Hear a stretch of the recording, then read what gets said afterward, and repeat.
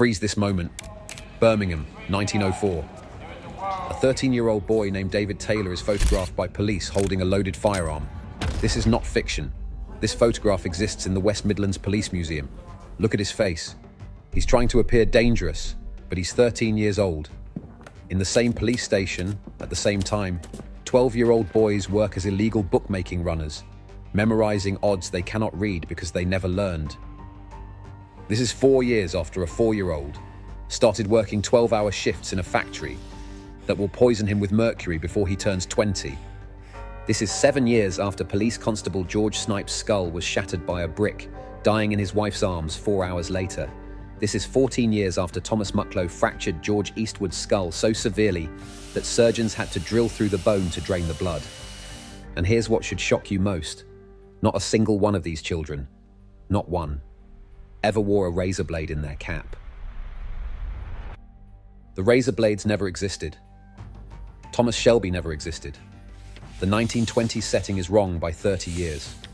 Almost everything the world believes about the Peaky Blinders is a lie. But the truth, the documented, photographed, court-recorded truth, is more shocking than any fiction could ever be. March 24th, 1890, under the railway arches on Adderley Street, Birmingham. The Birmingham Mail will report it the next day as a murderous outrage at Small Heath, a man's skull fractured. This is the first time in history the words Peaky Blinders appear in print. George Eastwood lies bleeding from his fractured skull at 3 Court, 2 House, Arthur Street. His attacker, Thomas Mucklow, has just created Britain's most notorious gang, using nothing but a belt buckle made of brass. The surgeons at Birmingham General Hospital will perform trepanation. Drilling a hole through Eastwood's skull to release the pressure, he'll survive. Others won't be so lucky.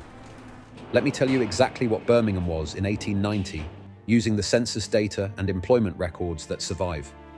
The gun quarter, once the arsenal of the British Empire, has watched its workforce collapse from 5,500 workers to 4,100 in just 10 years. By 1911, it will fall further. The depression of the 1890s has pushed unemployment to 19%. But here's the number that matters. In Court 15, Small Heath, 60 human beings are living in 11 houses, sharing 4 toilets between them. 4 toilets, 60 people. The death rate in the Irish slums of London Prentice Street is exactly double that of wealthy Edgbaston. Children are dying from diseases that clean water would prevent. Adults are dying from industrial accidents that proper safety equipment would avoid. In 1900, more than 1 in 5 children aged 10 to 15 are working full-time. Birmingham's metal workshops employ children based on size, not age. If you can reach the machinery, you can work it. Now the name Peaky Blinders. No hidden weapons, no razor blades. Disposable safety razors won't even reach Britain until 1908, 18 years after the gang forms. The name comes from their peaked flat caps, worn tilted to cover one eye. In Birmingham slang, a blinder meant someone well-dressed. These young men, and they were young, mostly aged 12 to 30, wore the flashiest clothes they could steal. Tailored jackets with brass buttons, bell-bottom trousers, silk scarves. The police photographs survive, showing exactly how they looked. Not the 3-piece suits of television, stolen finery worn by starving boys. The founding members are documented in police records that you can read today. Thomas Mucklow, who started it all with that skull-fracturing assault, appears in the 1921 census at age 57, living at 91 Bordesley, with his wife Charlotte, claiming to work as a carter for local haulage company. Thomas Gilbert used at least 6 different aliases, including Kevin Mooney. The police never figured out his real name. Harry Fowler, baby-faced Harry, arrested for bicycle theft in October 1904 at age 19, was one of 5 criminal brothers. Here's what happened to Harry Fowler. Military records confirm he served in World War I. A German shell collapsed his trench, burying him alive for 12 hours surrounded by dead comrades. When rescued, he could no longer speak, not from physical injury, but from psychological trauma. He never spoke again. His granddaughter Elaine Miles has the postcards, actual postcards that survive, showing Harry dressed as a Red Cross nurse, selling them on Birmingham streets to survive.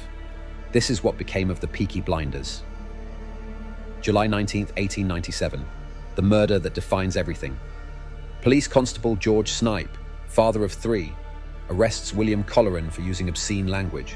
As documented in court records and the Birmingham Daily Post, Colleran's associates begin throwing bricks. 19-year-old George Cloggy Williams throws the fatal one, striking Snipe's temple, fracturing his skull in 2 places. Snipe dies 4 hours later at Birmingham General Hospital. Williams receives lifetime penal servitude. The Birmingham Daily Post publishes an editorial. This should serve as warning to every rowdy in Birmingham. 4 years later, 1901, Police Constable Charles Philip Gunter dies the same way. Bricks thrown by gang members during an arrest on Staniforth Street. The gang doesn't just resist police, they hunt them. Constable baiting, they call it. The violence becomes so severe that police refuse to patrol alone. The weapons? We know exactly what they used because archaeologists found them. In September 2020, HS2 railway excavations at Park Street Burial Ground uncovered the actual arsenal. Lead archaeologist Mike Court's team found heavy leather belts with brass buckles capable of fracturing skulls. Knives. Industrial tools repurposed as weapons, not a single razor blade. The team also discovered a previously overlooked 1870 Birmingham Daily Post article confirming gangs met at this cemetery for slogging, fighting with heavy blows. The money came from 2 sources, both documented in court records. Protection rackets charge businesses 1 to 5 shillings weekly. For context, UK Parliament wage records show building labourers earned 27 shillings for an entire week's work in 1914. 5 shillings was nearly 20% of a working man's wage. The second source, illegal bookmaking. The Gaming Act of 1845 restricted legal gambling to racetracks, creating a massive black market. Court testimony confirms gangs charge bookmakers up to 50% of profits for protection. Birmingham Racecourse at Bromford Bridge, opened 1894, became their gold mine. 42 acres by the River Tame, accessible by special trains. The gangs charge bookmakers for everything. Chalk to write odds, boards to display them, stools to stand on, even water to wet the chalk. Court records document all of this. Enter Billy Kimber. Every detail of his life is documented. Born February 7th, 1882, at Summer Lane, Aston sole parents, William Kimber Sr. and Catherine Farrell Kimber. Census records list his brothers Harry, Joseph, and Alfred. Originally a brass caster, Kimber had vision beyond street corners. Around 1920, he formed the Birmingham Boys from Peaky Blinder veterans and younger recruits. The 1921 Epsom Road battle exposed everything. 23 Birmingham boys attacked what they thought were rival gang members. Court records show they were armed with hatchets, hammers, razors, and firearms. One problem: they attacked the wrong men. These were Leeds bookmakers heading to the races, not enemies. 23 arrests followed. The Birmingham boys never recovered from attacking innocent men by mistake. The man who finally broke the gangs was Chief Constable Charles Horton Rafter. His record is extraordinary and fully documented. Appointed July 1899, after beating 50 other candidates, he inherited disaster. 700 officers for over 500,000 people. By his death in 1935, he commanded 1,587 officers operating from 64 stations. In 1913, he established the Digbeth Police Training School, Britain's first. In 1917, he recruited women police officers, another first. Motor patrols, pillar post telephones, systematic photography of criminals, all Rafter innovations. July 1910, he received the King's Police Medal, the first city chief constable so honoured. The legislation gave Rafter tools. The Pistols Act of 1903 restricted firearms. The Prevention of Crime Act of 1908 increased sentences from 2 to 3 years to 15 or more. Court records show the results. George Cloggy Williams, lifetime imprisonment. Henry Atwood and Percy Langridge, 5 years each for stabbing officers. World War I delivered the final blow. The Military Service Act of 1916 conscripted every fighting age male. Henry Lightfoot, the first person officially called a Peaky Blinder in court, enlisted 3 times and fought at the Somme. Harry Fowler was buried alive. Many never returned. The slum clearance programs finished what the war started. The Housing Act of 1930 authorized demolition. Over 25 years, 150,000 people were relocated. The back-to-back houses where gangs recruited and operated were systematically destroyed. The descendants tell the truth. Professor Carl Chinn's great-grandfather was Peaky Blinder Edward Derrick. Chinn doesn't romanticize him. Violent and abusive, he says. Billy Kimber abandoned his first wife Maud and their children. His descendants remain very angry. Stephen Knight, creator of the TV series, descends from the real Sheldon crime family through his great-grandmother, Emma Creamer. The 3 Sheldon brothers all serve prison sentences. Samuel was shot in 1912, the bullet passing through his hat. The West Midlands Police Museum houses the evidence. 7 ledgers, 300 pages, approximately 1,500 photographs. The faces are young. Harry Fowler at 19 looks 14. David Taylor at 13 looks exactly what he is, a child with a gun. Heritage Manager. Corinne Brazier notes that despite having Britain's largest collection, there's no files specifically on the Peaky Blinders. The economics are documented precisely. UK Parliament records show 1914 wages. Engineering fitters earned 38 shillings 11 pence weekly. Unskilled labourers, 22 shillings 10 pence. Against this, successful gang operations generated £260 annually, 10 times an honest wage. Women fought alongside men. Julia Giblin, 15, arrested in 1874 with an apron full of stones for throwing at police.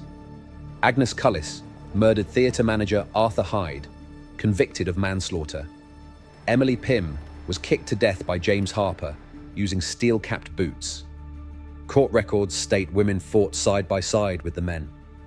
Between 1916 and 1922, Birmingham gangs supplied weapons to the IRA. John Joseph McGrath testified to the Bureau of Military History that Easter Rising weapons came from Birmingham. The Carr brothers operated smuggling networks, though specific details remain historically uncertain. The myth now generates millions. Birmingham attracted 42.8 million visitors in 2018, up 26% since the TV series began. International visitors contributed £16.7 million through screen tourism. The fiction has become more profitable than the fact ever was. Thomas Mucklow died as Thomas Mucklow, gentleman of Birmingham. Billy Kimber died in 1945 as president of the Devon and Cornwall Bookmakers Association. Henry Lightfoot died in 1936, buried in an unmarked grave at Yardley Cemetery. This is the complete truth about the Peaky Blinders. Every fact documented, every myth destroyed, every photograph preserved. They were not sophisticated gangsters, but desperate children and young men born into impossible poverty. They fought with belt buckles, not razor blades. They ran local protection rackets, not international conspiracies. They were destroyed by police reform and World War, not dramatic shootouts. The 13-year-old boy with the loaded gun was real. His name was David Taylor. His photograph survives. He was the youngest armed gang member in British history, and he was just one of hundreds of children who chose crime because the alternative was death by starvation, disease, or industrial accident. This is their true story. More shocking, more desperate, and more human than any fiction could capture.